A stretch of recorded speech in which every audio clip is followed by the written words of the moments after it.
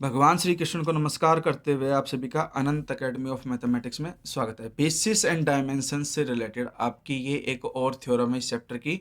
हमारे पास सीक्वेंस में theorem number 9 है। ध्यान से समझना इसको पहले कि भाई if A set of n+1 vectors v1 v2 vn comma v is linearly dependent. तो पहले आपको इस लाइन का मतलब समझ आना चाहिए कि n+1 वेक्टर्स है, v1 से लेकर के vn तक तो टोटल n हो गए और एक ये v और n+1 लीनियरली डिपेंडेंट है। ठीक है, इसका अंदर जो हम इनके अंदर स्केलर्स मल्टीप्लाई करेंगे वो नॉट ऑल जीरो होंगे।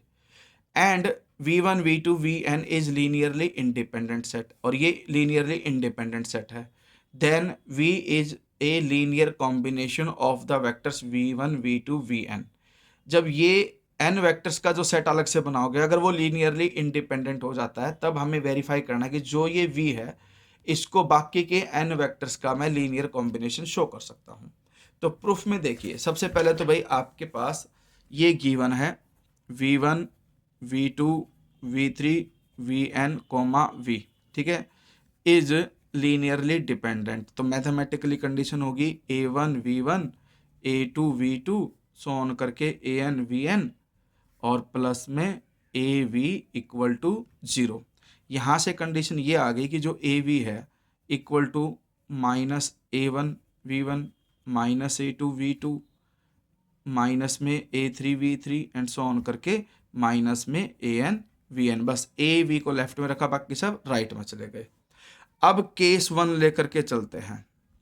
केस 1 में कंडीशन ये आएगी आपके पास कि हम a को नॉट इक्वल टू 0 लेंगे, लेकिन उससे पहले लीनियरली डिपेंडेंट गिवन था। इसका मतलब ये था कि जो ये a1 a2 an और जो a है ये नॉट ऑल जीरो, सारे के सारे जीरो नहीं हो सकते। कोई ना कोई एक ऐसा एलिमेंट होगा जो नॉन जीरो होगा या उससे ज़्यादा भी हो सकते हैं। तो पहला केस हमने यही लिया कि a जो है वो नॉन जीरो है।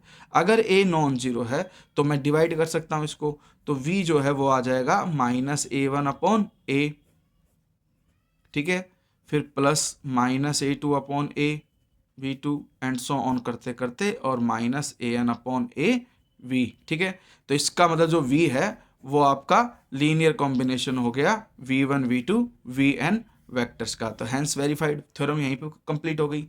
लेकिन अब हम चलेंगे केस 2 पर, हम चलते हैं केस सेकंड पर।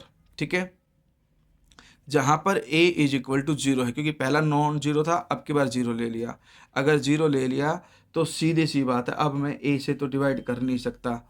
अगर a आपका 0 हो गया तो जो इक्वेशन 1 थी उसको मैं ये लिख सकता हूँ a1 v1 plus a2 v2 plus में a3 v3 plus so on करके प्लस में an vn और प्लस में a की जगह 0 लिख दिया v इक्वल टू 0। तो अब ये 0 हो गया, क्योंकि 0 इंटू समथिंग 0 तो इसको हम लिखेंगे नहीं, ये लिख दिया हमने। ये लिखने का मतलब है भाई since v1 v2 and so on करके vn आर लीनियरली इंडिपेंडेंट है। इसका मतलब a1 a2 and so on करके an all will be 0। Linearly independent में जितने भी स्केलर होते सारे 0 हो जाते हैं। ये n के n भी 0 हो गए, a भी 0 हो गया, विच इज ए कॉन्ट्राडिक्शन, क्योंकि हम लेकर के चले थे लीनियरली डिपेंडेंट। तो लीनियरली डिपेंडेंट में सारे 0 हो नहीं सकते, लेकिन जैसे ही मैंने a को 0 लिया तो हमने पाया कि सारे के सारे स्केलर 0 हो गए, कॉन्ट्राडिक्शन आ गई। तो इसका मतलब a कैन नॉट बी 0। ठीक है, नॉन जीरो होगा तो हम उसे लीनियर कॉम्बिनेशन शो कर सकते हैं, और यही हमें इस थ्योरम में वेरीफाई करना था। आप इसको पढ़ करके भी कर सकते हो कि अगर a 0 है तो ये कंडीशन आएगी, नॉट ऑल 0 होंगे। उसके बाद हमारे पास linearly independent set of vectors है तो वो सारे 0 होंगे, विच कॉन्ट्राडिक्ट्स इक्वेशन 2। तो hence a is not equal to 0 and v is a linear combination of set of vectors.